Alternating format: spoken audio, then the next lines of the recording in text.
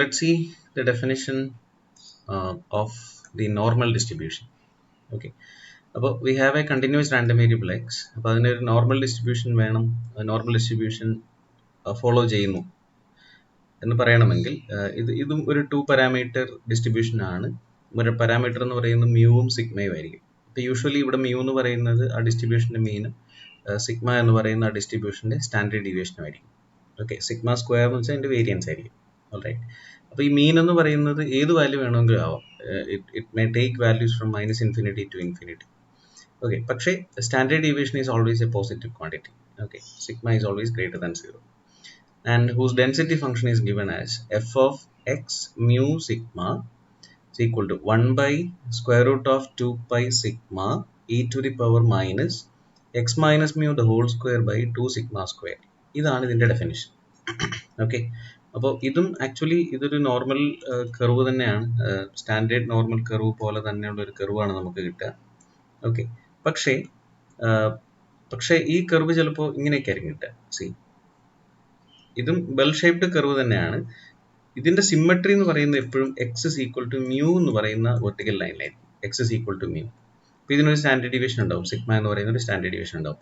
ഇത് നമ്മുടെ y axis ആണ്. അപ്പോൾ സ്റ്റാൻഡേർഡ് നോർമൽ ഡിസ്ട്രിബ്യൂഷനിന്റെ പ്രത്യേകത എന്ന് വെച്ചാൽ അതിന്റെ സ്റ്റാൻഡേർഡ് നോർമൽ ഡിസ്ട്രിബ്യൂഷന്റെ y ആക്സിസ് ആയിരുന്നു അതിന്റെ മീൻ എന്ന് പറയുന്നത് എല്ലായ്പ്പോഴും x ഈക്വൽ ടു 0 എന്ന് പറയും. ഇത് അങ്ങനെ ആയിക്കൊള്ളണമെന്നില്ല. ഇത് എവിടെ വേണമെങ്കിലും ഇതുപോലുള്ള കർവുകൾ വരാം. ചിലപ്പോൾ ഇവിടെ ആയിരിക്കും വരാം, ചിലപ്പോൾ ഇങ്ങനെ വന്നിട്ട് ഇങ്ങനെ മുകളിലേക്ക് ഹൈറ്റ് ഒക്കെ കൂടി വരാം. And this height depends on its standard deviation. Okay, അപ്പോൾ ഇങ്ങനെയാണ് ഇതിന്റെ കർവ് കിട്ടുക. ഓക്കെ, അപ്പോൾ നമ്മുടെ ഉദ്ദേശം എന്താണെന്ന് വെച്ച് കഴിഞ്ഞാൽ ഇനി എങ്ങനെയാണ് ഇതിന്റെ പ്രോബബിലിറ്റീസ് ഒക്കെ നമുക്ക് കണ്ടുപിടിക്കാൻ പറ്റുക എന്നുള്ളതാണ്. പിന്നെ മെയിനായിട്ട് നമ്മൾ അറിഞ്ഞിരിക്കേണ്ടത് ഇതിന്റെ ഈ ഡിസ്ട്രിബ്യൂഷൻ ഫംഗ്ഷൻ, ഈ ഡെഫിനേഷൻ ഓർത്തിരിക്കുക. ആൻഡ് ഇറ്റ്സ് മീൻ എന്ന് പറയുന്നത് ഈസ് ഓൾവേസ് മ്യൂ ആയിരിക്കും, and standard deviation is always sigma ആയിരിക്കും. ഓക്കെ, ഇതിന്റെ കർവ് ഇങ്ങനെ ആയിരിക്കും വരിക. ഇതിന്റെ സിമ്മട്രി, കർവ് ഓഫ് സിമ്മട്രി എന്ന് പറയുന്നത് അല്ലെങ്കിൽ ഇതിന്റെ x is equal to mu എന്ന് പറയുന്ന വെർട്ടിക്കൽ ലൈൻ ആയിരിക്കും ഈ കർവ് സിമ്മട്രിക് ആവുക. Okay, total area under the curve എന്നൊക്കെ പറയുന്നത് എല്ലായ്പ്പോഴും 1 ആയിരിക്കും. അതുപോലെ എക്സ് ഇസ് ഈക്വൽ ടു മ്യൂവിന്റെ റൈറ്റ് സൈഡിലേക്ക് ഏരിയ 0.5ഉം എക്സ് ഈക്വൽ ടു മ്യൂവിന്റെ ലെഫ്റ്റ് സൈഡിലേക്ക് ഏരിയ 0.5 ഒക്കെ ആയിരിക്കും. ഓക്കെ, അപ്പോൾ ഇതാണ് സ്റ്റാൻഡേർഡ് നോർമൽ ഡിസ്ട്രിബ്യൂഷൻ എന്ന് പറയാം. അപ്പോൾ നമ്മുടെ മുമ്പിലുള്ളൊരു പ്രശ്നം എന്താണെന്ന് വെച്ച് കഴിഞ്ഞാൽ ഇപ്പോൾ ഇതിന്റെ കറസ്പോണ്ടിങ്, ഇപ്പോൾ ഇങ്ങനെ ഒരു ഡിസ്ട്രിബ്യൂഷൻ ഫോളോ ചെയ്യുന്ന ഒരു റാൻഡം വേരിയബിൾ നമുക്ക് തന്നു കഴിഞ്ഞാൽ how can we find the probability that, for example, if a is less than x is less than b, ഇങ്ങനെ ഒരു പ്രോബബിലിറ്റി എങ്ങനെ കണ്ടുപിടിക്കുന്നുള്ളതാണ്. ഇപ്പോൾ a എന്ന് പറയുന്ന ഒരു വാല്യൂ ഇതാണെന്ന് വിചാരിക്കുക, b എന്ന് പറയുന്ന ഒരു വാല്യൂ ഇതാണെന്ന് വിചാരിക്കുക. അപ്പോൾ ഈ ഏരിയ നമുക്ക് കണ്ടുപിടിക്കണമെന്ന് വിചാരിക്കുക. റൈറ്റ്, അപ്പോൾ ഈ ഏരിയ എങ്ങനെ കണ്ടുപിടിക്കുന്നുള്ളതാണ്. അപ്പോൾ actually we know by definition it's enough to integrate this function from a to b. അല്ലെ, ഈ ഡെൻസിറ്റി ഫംഗ്ഷൻ ഇന്റഗ്രേറ്റ് ചെയ്താൽ മതി. പക്ഷേ പ്രശ്നം എന്താണെന്ന് വെച്ച് കഴിഞ്ഞാൽ ഇത് അത്ര ഈസി ആയിട്ട് ഇന്റഗ്രേറ്റ് ചെയ്യാൻ പറ്റുന്ന ഒരു ഫംഗ്ഷൻ അല്ല. റൈറ്റ്, ഈസി ആയിട്ട് ഇന്റഗ്രേറ്റ് ചെയ്യാൻ പറ്റുന്ന ഒരു ഫംഗ്ഷൻ അല്ല. അപ്പോൾ നമ്മളിവിടെ ചെയ്യുന്നത് എന്താണെന്ന് വെച്ച് കഴിഞ്ഞാൽ നമുക്ക് ടേബിൾ വാല്യൂ ഉപയോഗിച്ചിട്ട് ഇതുപോലുള്ള പ്രോബബിലിറ്റീസ് കണ്ടുപിടിക്കാൻ അറിയാം. പക്ഷേ അത് ഒരു ജനറൽ നോർമൽ ഡിസ്ട്രിബ്യൂഷൻ അറിയില്ല, ബട്ട് ഓഫ് സ്റ്റാൻഡേർഡ് നോർമൽ ഡിസ്ട്രിബ്യൂഷന് മാത്രമേ നമുക്ക് അറിയുള്ളൂ. റൈറ്റ്, അതുകൊണ്ട് നമ്മൾ എന്ത് ചെയ്യുമെന്ന് ചോദിച്ചു കഴിഞ്ഞാൽ നമുക്ക് ഈ തന്നിരിക്കുന്ന നോർമൽ ഡിസ്ട്രിബ്യൂഷൻ എക്സ് എന്ന് പറയുന്ന നോർമൽ വേരിയബിളിനെ നമ്മളൊരു സ്റ്റാൻഡേർഡ് നോർമൽ വേരിയബിളിലേക്ക് കൺവേർട്ട് ചെയ്യും. ഓക്കെ, ഇതിനെ ഒരു സ്റ്റാൻഡേർഡ് നോർമൽ വേരിയബിളിലേക്ക് കൺവേർട്ട് ചെയ്യും. അപ്പോൾ ആ സ്റ്റാൻഡേർഡ് നോർമൽ വേരിയബിളിൽ നിന്നിട്ട് അതിന്റെ പ്രോബബിലിറ്റി കണ്ടുപിടിക്കും. ഓക്കെ, അപ്പോൾ അതായിരിക്കും നമുക്ക് വേണ്ട ആൻസർ എന്ന് പറയാം. അപ്പോൾ അതിന്റെ ഒരു പ്രൊപ്പോസിഷൻ ആണ് നമ്മളിവിടെ പറഞ്ഞിരിക്കുന്നത്. C, if x has a normal distribution with mean mu and standard deviation sigma, അപ്പോൾ ഏതെങ്കിലും ഒരു normal distribution for any mean mu standard deviation sigma ആയിട്ടുള്ള ഏതെങ്കിലും ഒരു ഡിസ്ട്രിബ്യൂഷൻ തന്നു കഴിഞ്ഞാൽ അതിനെ സ്റ്റാൻഡേർഡ് നോർമൽ ഡിസ്ട്രിബ്യൂഷനിലേക്ക് കൺവേർട്ട് ചെയ്യാൻ വേണ്ടിയിട്ട് ഇതാണ് നമ്മൾ കൊടുക്കേണ്ട substitution. Alright, z is equal to x minus mu by sigma എന്ന് പറയുന്ന സബ്സ്റ്റിറ്റ്യൂഷൻ കൊടുത്തു കഴിയുമ്പോൾ ഈ z എന്ന് പറയുന്ന വേരിയബിൾ ഒരു സ്റ്റാൻഡേർഡ് നോർമൽ ഡിസ്ട്രിബ്യൂഷൻ ഫോളോ ചെയ്യും.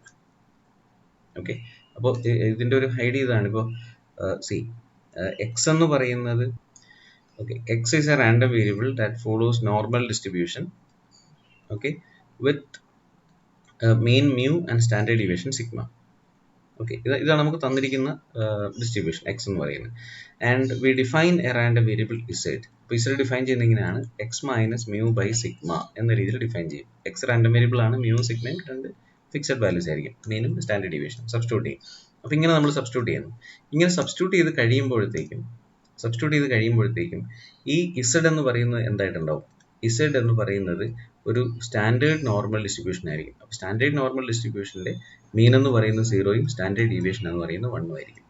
Okay, if we need to find the probability that ഇപ്പം ഇങ്ങനെ പ്രോബിലിറ്റി കണ്ടുപിടിക്കണമായിരിക്കും. Probability that a is less than or equal to x is less than or equal to b. നമ്മൾ എന്ത് ചെയ്യുന്നു വെച്ച് കഴിഞ്ഞാൽ ഈ എ എന്ന് പറയുന്ന വാല്യൂ ഈ എക്സിനകത്തേക്ക് സബ്സ്റ്റിറ്റ്യൂട്ട് ചെയ്യും. റൈറ്റ്. അപ്പോൾ നമുക്ക് a minus mu by sigma എന്ന് പറഞ്ഞൊരു വാല്യൂ കിട്ടും. അപ്പോൾ എക്ക് കറസ്പോണ്ടിങ് ആയിട്ട് നമുക്കിപ്പോൾ ഉള്ള probability a minus mu by സിഗ്മയാണ്. അപ്പോൾ എക്സ് എന്ന് പറയുന്ന വേരിയബിളിനെ നമ്മൾ ഇസഡിലേക്ക് കൺവേർട്ട് ചെയ്യാം. അപ്പോൾ എക്സിന്റെ ലോവർ ലിമിറ്റ് ആയ എ നമ്മൾ ഇതിനകത്തേക്ക് സബ്സ്റ്റിറ്റ്യൂട്ട് ചെയ്യുമ്പോൾ ഇസഡിന്റെ ലോവർ ലിമിറ്റ് കിട്ടും. And this is going to be ഇസഡിന്റെ lower limit a minus mu by sigma. അതുപോലെ the upper limit of x is b. Okay, so substitute this b in this equation. അതായത് z equal to x minus mu by സിഗ്മയിൽ substitute ചെയ്യുക. എക്സിന്റെ സ്ഥാനത്ത് b കൊടുക്കുക. അപ്പോൾ നമുക്ക് b minus mu by sigma എന്ന് കിട്ടും. അതായിരിക്കും ഇസഡിന്റെ അപ്പർ ലിമിറ്റ്. അപ്പോൾ ഇവിടെ എക്സ് എന്ന് പറയുന്ന വേരിയബിളിനെ ഇസഡിലേക്ക് മാറ്റി. എക്സിന്റെ ലോവർ ലിമിറ്റ് ആയ a minus mu by sigma ആയിട്ടും എക്സിന്റെ അപ്പർ ലിമിറ്റ് ആയ b minus mu by sigma എന്ന് പറയുന്ന അപ്പർ ലിമിറ്റ് ഓഫ് ഇസഡ് ആയിട്ടും ഇവിടെ ചേഞ്ച് ചെയ്യും. ഓക്കെ, ഇപ്പോൾ ഇത് സ്റ്റാൻഡേർഡ് നോർമൽ ഡിസ്ട്രിബ്യൂഷൻ ആയി മാറി. ഇതിന്റെ പ്രോബിലിറ്റി നമുക്ക് ടേബിൾ ഉപയോഗിച്ചിട്ട് കണ്ടുപിടിക്കാം. Okay, and these two probabilities will be the same. അപ്പോൾ ഈ പ്രോബിലിറ്റിയാണ് നമ്മൾ ടേബിളിൽ നിന്ന്, ഈ വാല്യൂ നമുക്ക് ടേബിളിൽ നിന്ന് കിട്ടും. അപ്പോൾ ടേബിളിൽ നമുക്ക് വാല്യൂ കണ്ടുപിടിക്കാൻ പറ്റും.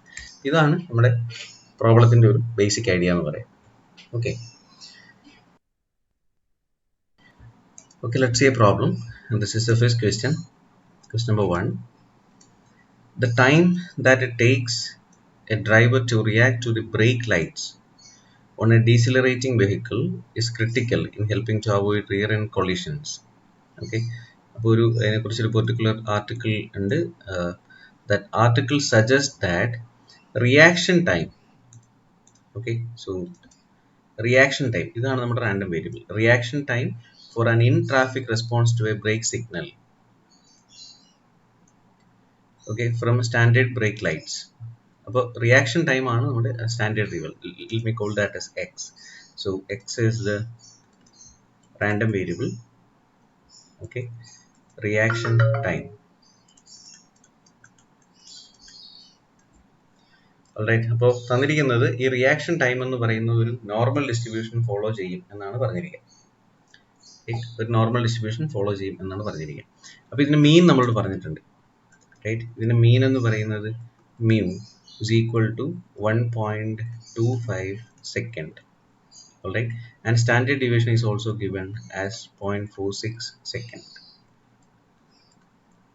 Okay, so what is the probability that reaction time is between 1 and 1.75? അപ്പോൾ ക്വസ്റ്റൻ ഇതാണ്.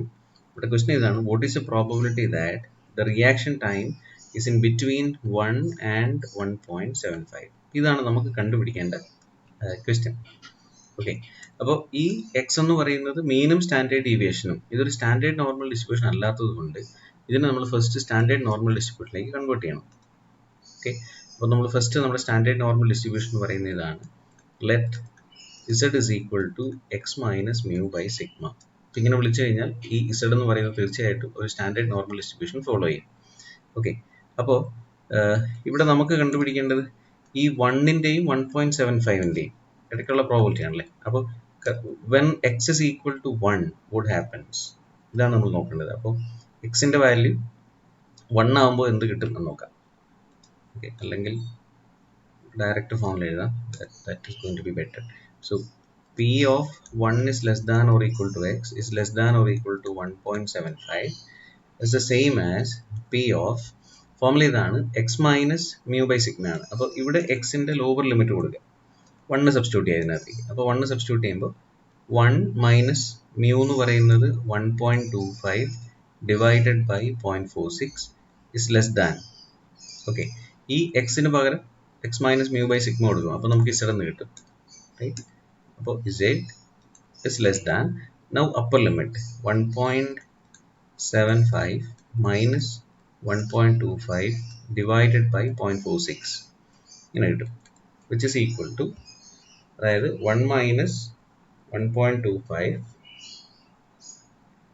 divided by 0.46 എന്ന് പറയുന്നത് that is P of minus 0.5435 is less than Z, which is less than on the right side 1.75 minus 1.25.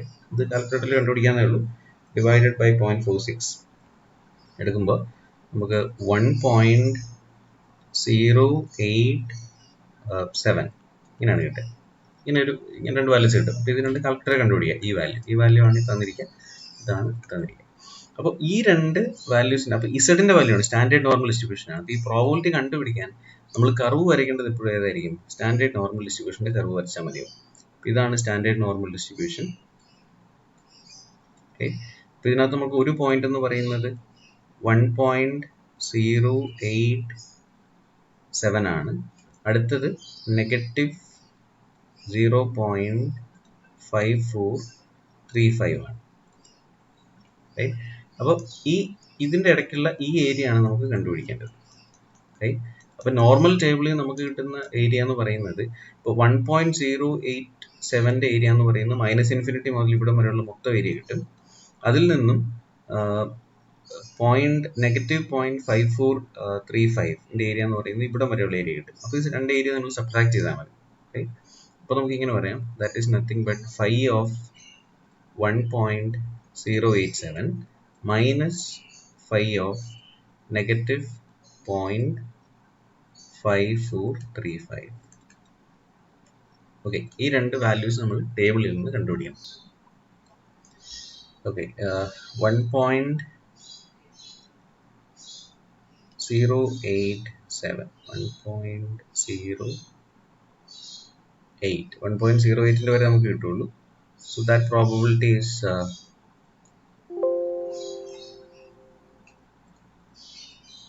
1.08. ഇതിന്റെ probability 0.8599 കിട്ടും.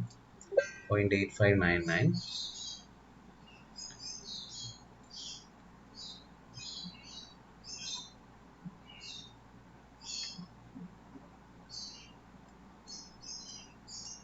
minus, and this one -0.54.